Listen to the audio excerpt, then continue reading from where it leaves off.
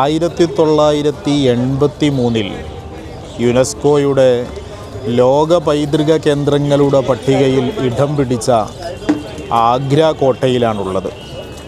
ആഗ്രയിലെ ചെങ്കോട്ട എന്ന പേരിലും അറിയപ്പെടുന്ന മുഗൾ ചക്രവർത്തി അക്ബർ പണികഴിപ്പിച്ച ഈ കോട്ട ഇവിടെ എത്തിയപ്പോൾ അതിശയകരമായി തോന്നിയ ഒരു കാര്യം, 2 വർഷം മുമ്പ് ഏകദേശം 2023 ജൂലൈ 5 ഇന്ത്യ ടുഡേയിൽ വായിച്ച ഒരു ലേഖനത്തിൻ്റെ ആശയമാണ്.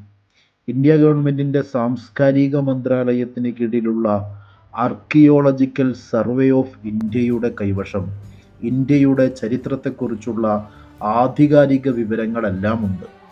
എന്നാൽ ആരാണ് ആഗ്ര കോട്ട ആദ്യമായി നിർമ്മിച്ചത്? അക്ബർ ചക്രവർത്തിയുടെ ഭരണകാലത്ത് എന്തെല്ലാം ഇടപെടലുകൾ ഉണ്ടായിട്ടുണ്ട് എന്നതിനെക്കുറിച്ചൊന്നും യാതൊരു വിവരവും അവരുടെ പക്കലില്ലത്രേ.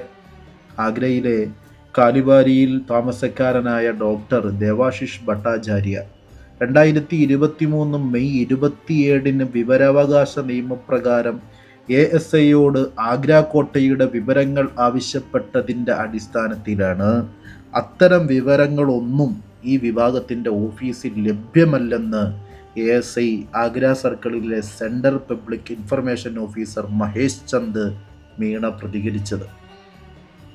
കോട്ടയുടെ പ്രവേശന കവാടത്തിലെ ഒരു ശിലാഫലകത്തിൽ ആഗ്ര കോട്ടയുടെ ചരിത്രം കൊത്തിവച്ചിട്ടുണ്ടെന്ന് വിവരാവകാശ അപേക്ഷകനായ ഭട്ടാചാര്യ അതിൽ ഉറപ്പിച്ചു പറയുമ്പോഴും ഈ കോട്ടയെക്കുറിച്ചുള്ള ലളിതമായ ചോദ്യങ്ങൾക്ക് പോലും ഉത്തരം നൽകാൻ ഉത്തരവാദിത്തപ്പെട്ട അധികാരികൾ വിസമ്മതിക്കുന്നതിൻ്റെ പിന്നിൽ കാരണമെന്തായിരിക്കും?